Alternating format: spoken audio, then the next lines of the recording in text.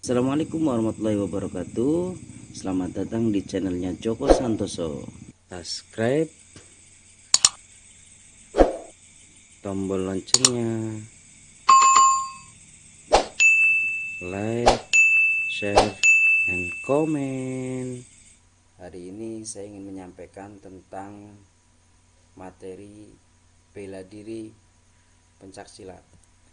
Jadi adik-adik kelas 11 bisa perhatikan bahwa materi ini bisa jadi pedomannya adik-adik yang kelas 11 untuk beberapa tugas.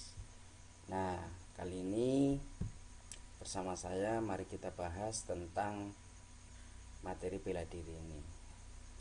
Ya, langsung saja ke materi ya adik-adik. Oh iya, jangan lupa tonton terus sampai selesai.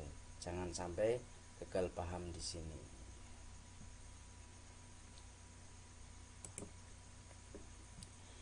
Ya, ini ya tadi sudah saya sampaikan materi kelas 11 bela diri pendidikan jasmani olahraga dan kesehatan bersama Joko Santoso SPD. Ya, sekarang kita mengenal bela diri atau pencaksilat. Pencaksilat merupakan olahraga bela diri asli Indonesia yang harus dilestarikan. Aspek-aspeknya dalam bela diri adalah satu, aspek dalam bela diri. Satu, aspek mental spiritual. Pencaksilat membangun dan mengembangkan kepribadian karakter mulia seseorang. Aspek seni budaya, istilah pencak silat pada umumnya menggambarkan bentuk seni tarian pencaksilat dengan musik dan busana tradisional.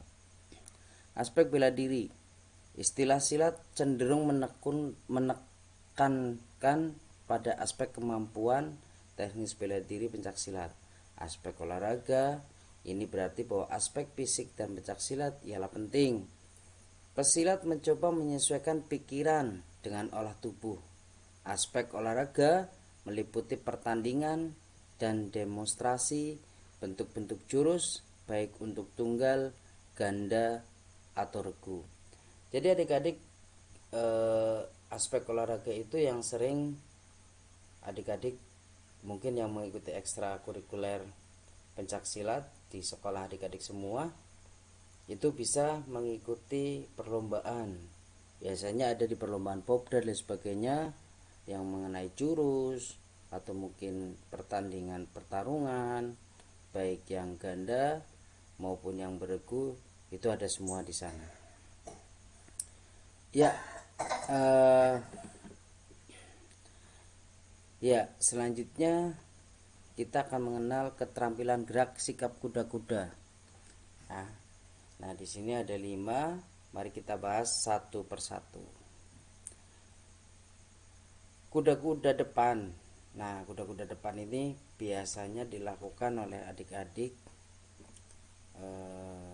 pemula ya, untuk melatih 5 kuda-kuda yang harus dimiliki, meskipun nanti biasanya digunakan salah satu saja. Nah, di sini cara melakukan kuda-kuda depan adalah sikap berdiri. Berdirinya harus benar dulu ya. Posisi kaki di depan ditekuk dan kaki belakang harus lurus.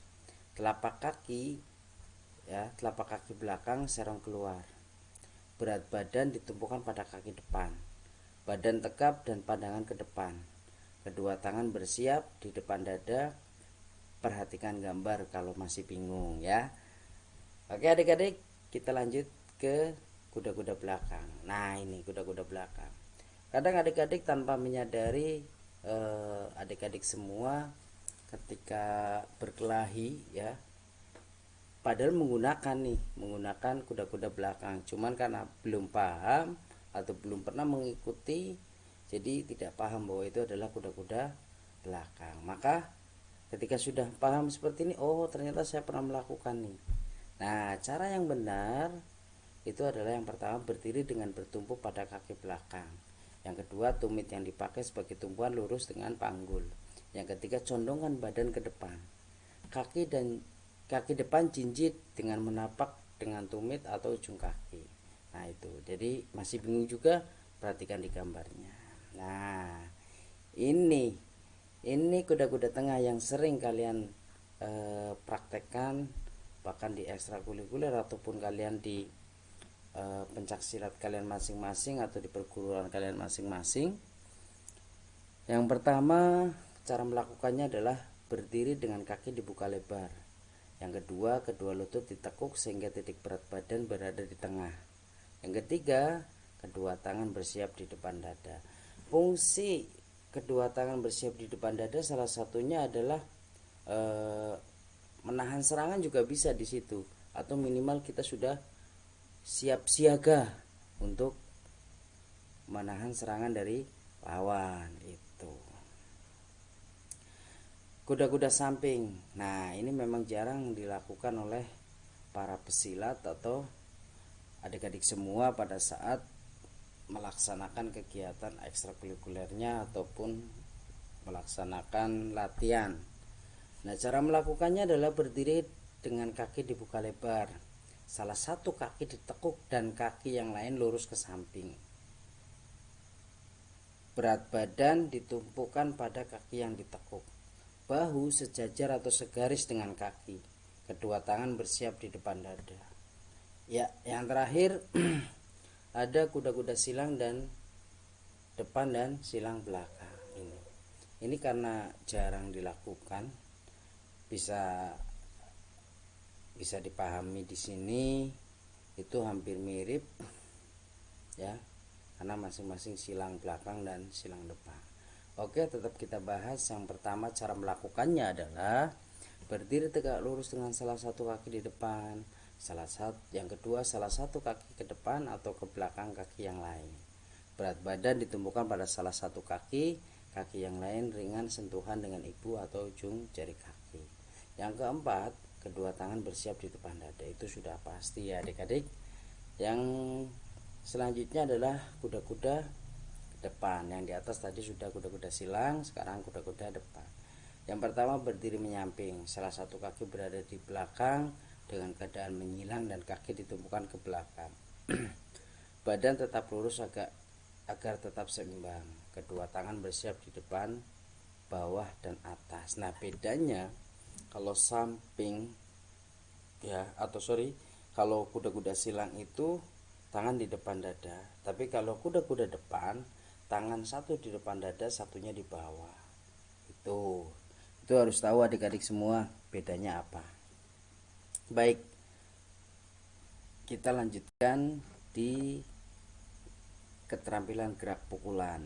Jadi di pencak silat pun selain kuda-kuda ada keterampilan gerak pukulan. Nah, ini adik-adik juga harus tahu nih gerak pukulan yang benar. Yang pertama, analisis pukulan depan atau pukulan lurus. Keterampilan gerak pukulan lurus melalui tahapan gerakan sebagai berikut. Yang pertama, sikap kaki kuda-kuda kiri depan. Kedua belah tangan bersiap di depan dada, tangan yang akan memukul jarinya mengepal. Telapak kaki kanan dan kiri sejajar paralel. Tangan kanan memukul dengan mengubah kepalan telungkup. Tangan kanan memukul dengan mengubah kepalan telungkup. Baik, kita lanjutkan di keterampilan gerak pukulan. Yang pertama, analisis pukulan depan atau lurus. Keterampilan gerak pukulan lurus melalui tahapan gerakan sebagai berikut. Sikap kaki kuda-kuda kiri depan, kedua belah tangan bersiap depan dada, tangan yang akan memukul, jari-jarinya mengepal. Telapak kaki kanan dan kiri sejajar atau paralel. Tangan kanan memukul dengan mengubah kepalan telungkup. Lakukan dengan mengubah atau mengganti posisi kaki dan tangan yang memukul. Nah, nanti bisa diperhatikan gambar ini. Oke, lanjut kita ke pukulan bandul sekarang. Keterampilan gerak pukulan bandul melalui tahapan gerakan sebagai berikut. Sikap kaki kuda-kuda tengah. Kedua belah tangan menyilang depan dada, tangan yang akan memukul, jari-jarinya mengepal. Ayunkan tangan yang memukul ke depan dengan kepala telungkup. Tangan yang satu lagi tetap menutup badan sendiri. Lakukan dengan mengubah atau mengganti tangan yang memukul. Seperti itu. Ya, lanjut keterampilan gerak pukulan tegak. Pukulan tegak melalui tahapan gerakan sebagai berikut.